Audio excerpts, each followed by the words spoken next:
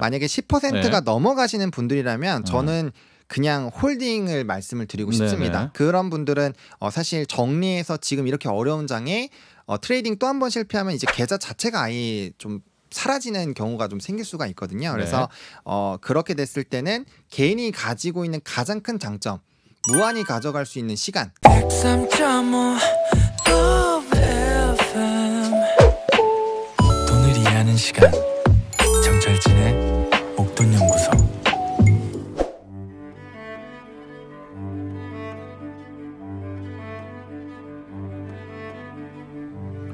뭐든 시작이 중요하고 기초가 탄탄해야겠죠. 기초부터 단단하게 다져보는 주식 공부, 주식학 개론. 오늘도 강의를 진행해 주실 헤르메스탁 하청환 본부장에게 차근차근 배워봅니다.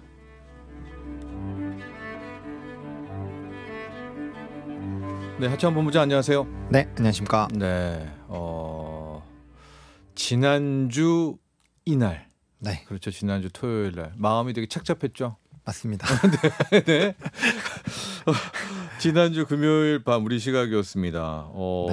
제롬 파월 미 연방준비제도 이사회 의장. 네. 마치 다른 사람이 된 것인 양. 그렇죠. 그런 날 7분간의 연설을 휙 하고 가버렸어요. 네, 맞습니다. 좀 충격적이었죠. 네. 네, 그래서 거기에 따른 뭐 시장의 반응도 자연스럽게 좀 부정적이었고, 사실 주말을 조금 그렇게 지난주에는 긍정적으로 보내기가 좀 쉽지가 않더라고요. 네, 다들 네. 슬픔의 주말이었어요. 하고 맞습니다. 월요일 날 또 이번 주 월요일 날 그렇죠. 그렇죠. 큰 탄도 또 맞았고. 네. 네.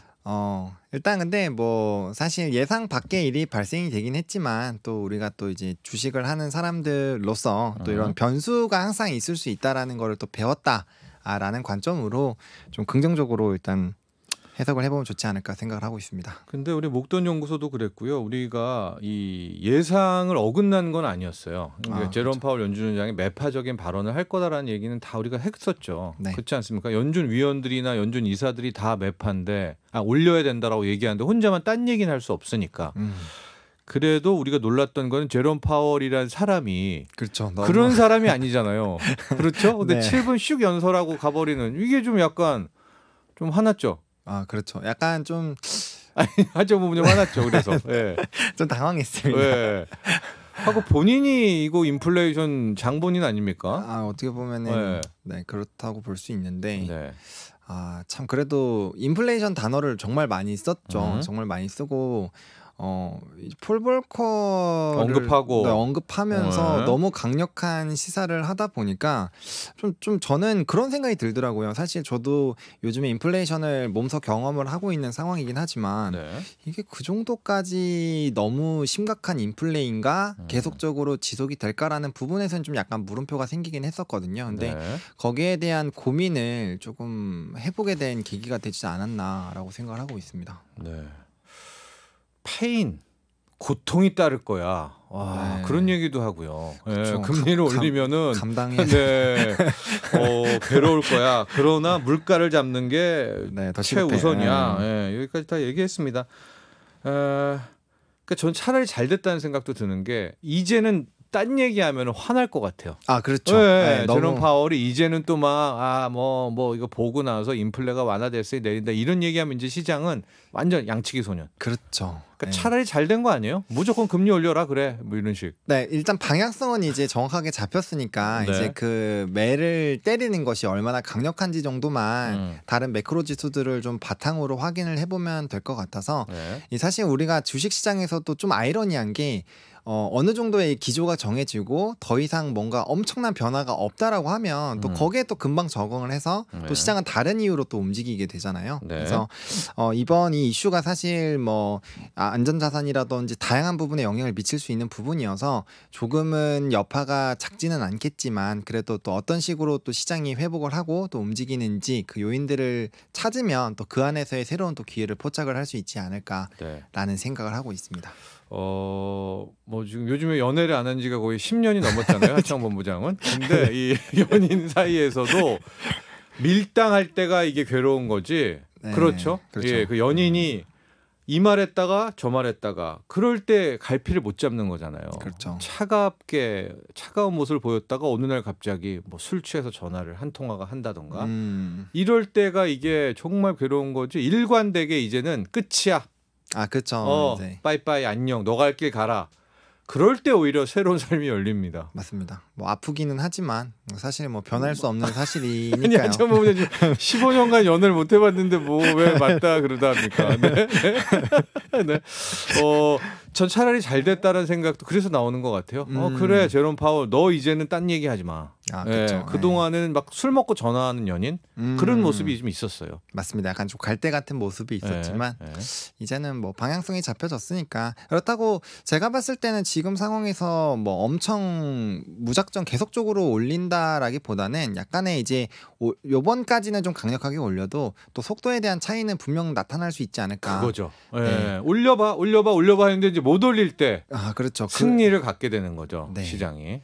맞습니다. 그런 측면도 있습니다. 어쨌든 적용되는 데까지 또 시간도 필요하다 보니까 계속적으로 올리기보다는 이제 어느 정도 올리면 그 안에서 한번 6개월 정도는 좀 이런 여파가 제대로 좀 잘 적용이 되고 있는지 테스트하는 구간은 분명히 있지 않을까. 그리고 그 안에서 또 단기적인 랠리는 충분히 좀 나올 수 있지 않을까 생각을 하고 있습니다. 잭슨홀 미팅 내용은 너무 많이 했고요. 이제 관련해서 전망을 좀 해봐야 되는데 그렇죠. 킹 달러. 네. 외국에서는 슈퍼 달러. 우리는 이제 킹을 많이 써요. 킹 반영, 킹 받는다. 우린 킹 달러를 쓰는데 킹 달러의 향배가 가장 1순위 관심입니다. 1,350원도 이번 주에 장중에 넘어섰고요. 원달러 환율이. 맞습니다. 하청원 본부장. 저는 당분간 유지가 된다라고 생각을 하고 있습니다. 어디까지 갑니까?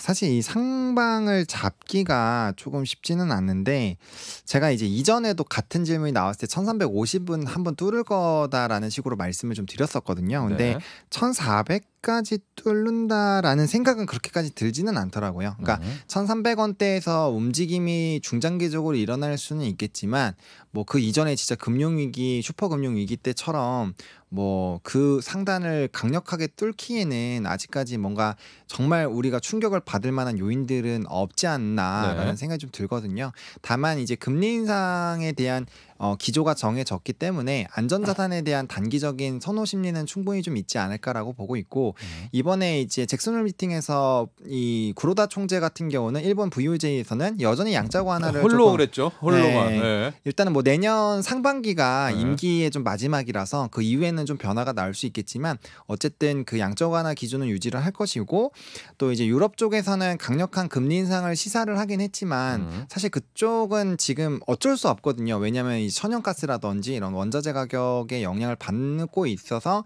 그럼 더 올려야죠. 유로화가 이렇게 약세되면은 인플레가 더 심해지죠. 수입 물가가. 그렇죠. 그게 맞는데 그것도 이제 강력하게 단기간에 많이 오를 수 있을까에 대한 물음표가 나오다 보니까 이제 유로화 자체도 좀 약세의 흐름, 페러티도 지금 1대1 깨졌다가 다시 돌아왔다 하고 있잖아요. 그래서 그런 부분으로 봤을 때는 달러 인덱스가 어느 정도는 좀 강세 흐름이 유지가 될 수 있겠다. 그렇게 되면은 아무래도 당분간은 달러의 좀 독주가 유지가 될 확률은 좀 있지 않을까라고 생각을 하고 있고요. 근데 그렇다고 해서 뭐 1400 지금 시장에선 1400도 넘을 거다라는 전망들이 많이 나오고 있는 상황인데 거기까지 좀 강력하게 좀 뚫고 나가기는 어렵지 않을까. 그리고 우리나라 정부에서도 지금 이 개입을 언급은 하고 있는 상황이거든요. 그래서 과연 어느 정도까지 사실 언급을 진행을 할지는 좀 지켜봐야 되겠지만 뭐 우리가 요번에는 또 진행이 되지 않았지만 통화 스와프도 또 진행이 될 수도 있고 여러 가지 가능성들은 있는 상황이어서 조금은 우리가 이 기조를 너무 불안하게 볼 필요는 없지 않을까라고 좀 생각을 하고 있습니다. 당장 ECB 유럽중앙은행에 왜냐하면 BOJ는 일본중앙은행은 일단 구로다 총재가 있는 이상은 볼 것도 없고요. 그렇죠. 네. ECB가 좀 상당하게 강력한 긴축을 시사한다면 이 킹달러가 꺾이는 요인도 될 수 있지 않을까요?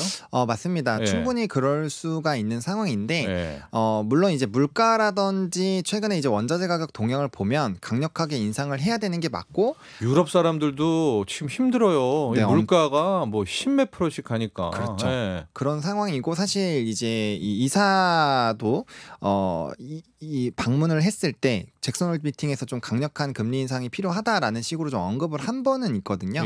근데 근데 이제 그게 점진적으로 이뤄질 확률을 또 배제할 수는 없어서 일단은 조금 그 부분은 좀 지켜봐야 되지 않을까. 그리고 워낙 이 장기적으로 이 유로화와 엔화의 약세의 흐름이 달러 강세를 좀 부추겼던 부분이 있어서 많이 부추겼죠. 네, 단기간에 이런 상승 흐름으로 과연 그 지금 강력한 달러의 흐름 자체를 막을 수 있을지는 조금 생각을 해봐야 되지 않을까라는 생각입니다.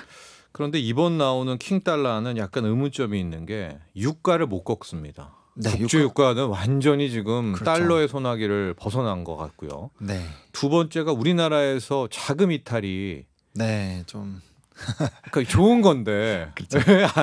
이탈이 안 돼서 좋은 건데 이게 이유를 알 수 없으니까. 왜냐면 이 정도라면 적어도 얼마만큼 이탈을 해야 이게 앞뒤가 맞잖아요. 맞습니다. 그래서 저도 그 부분에 대해서 진짜 제일 많이 고민을 하고 있는 게 사실 말씀 주신 것처럼 이렇게 강달러 기조가 유지가 되고 있고 사실 요번에 또 FOMC에서 강력하게 금리 인상을 해버리면 심지어 8월 물가가 잡혀도 무조건 9월은 올린다라는 0.75%포인트입니다. 그렇죠. 그런 방향이면 사실 한미 금리 차도 굉장히 많이 벌어져서 환차손에 대한 부담감이 정말 강한 상황이거든요. 물론 우리나라가 이런 기본적으로 실적이 잘 나오고 있고 사실 이런 실적 베이스로 봤을 때는 좀 저평가인 거는 맞지만 그래도 이런 상황에서 자금의 이탈이 없고 오히려 조금 들어오는 기조가 유지가 되고 있거든요. 이미 많이 들어와 있는 상황이지만 그래서 그 방향성이 어떻게 잡히느냐에 따라서 정말 우리나라 증시가 크게 출렁일 가능성이 있지 않을까.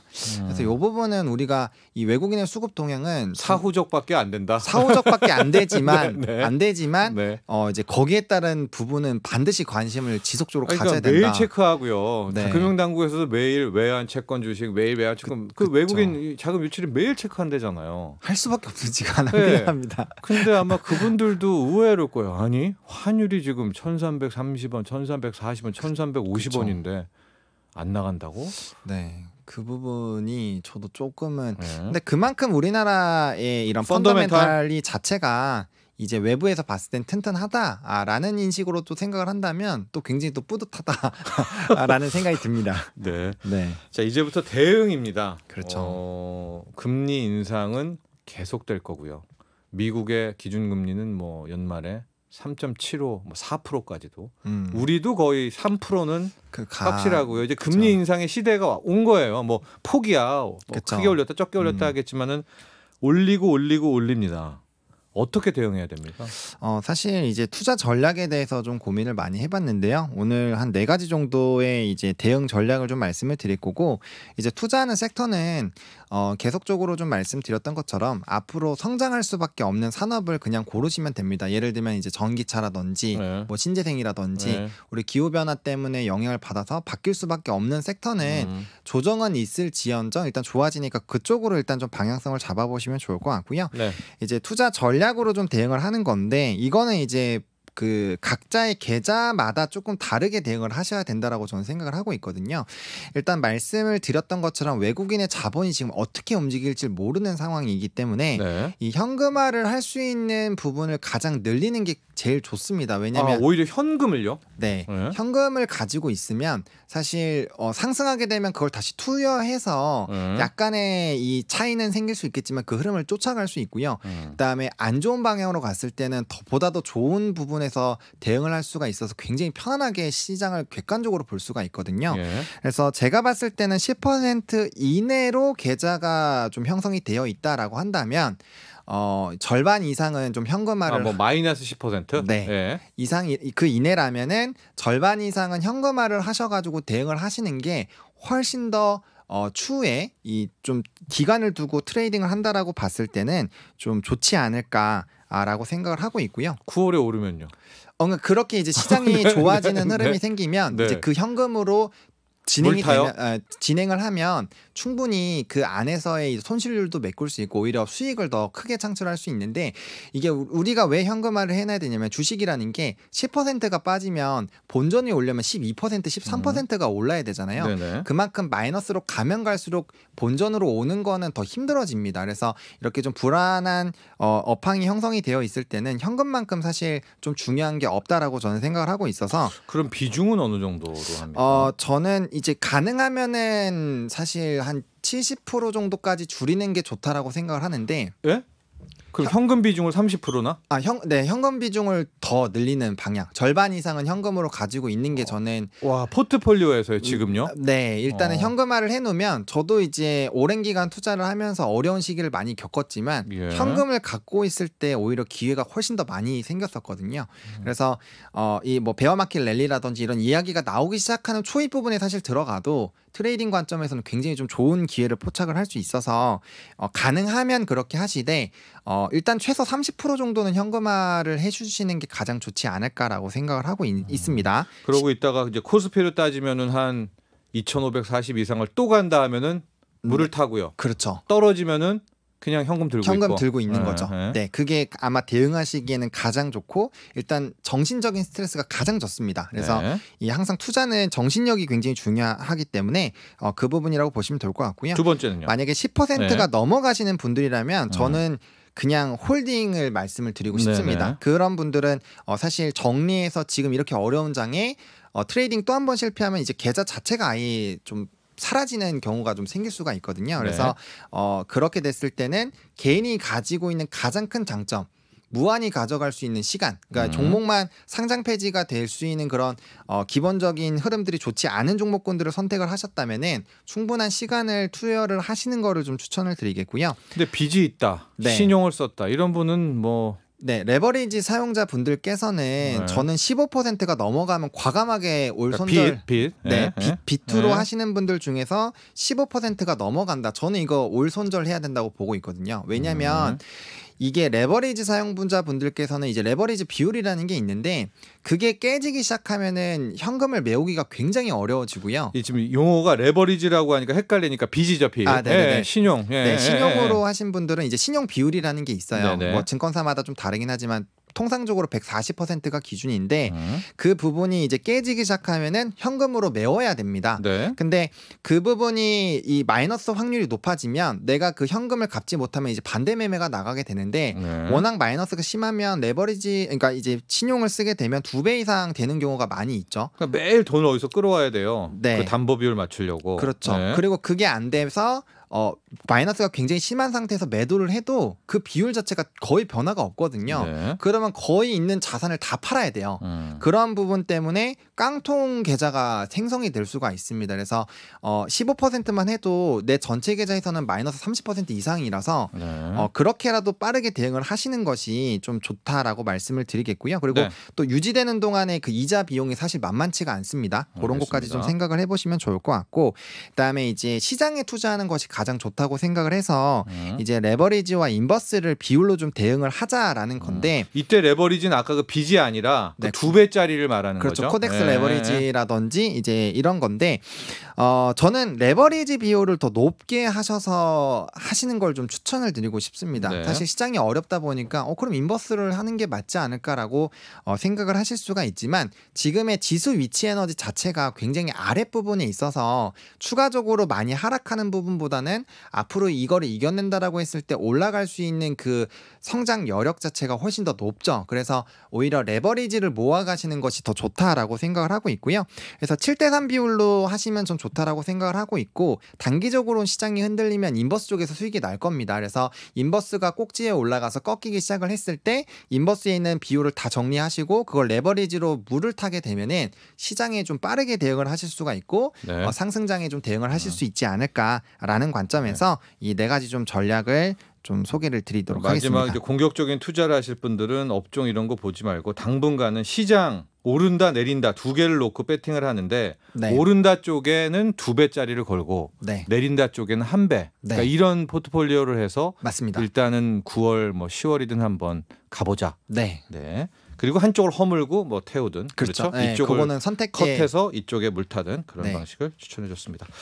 자, 오늘 여기까지 하도록 하죠. 감사합니다. 네, 고맙습니다. 지금까지 헤르메스탁 하청환 본부장과 함께 했고요. 보내드리면서 잭슨 5의 ABC 보내드리겠습니다. 본 방송은 투자 판단을 위한 조언일 뿐 투자 결정과 결과에 대한 책임은 투자자 개인에게 있음을 알려드립니다.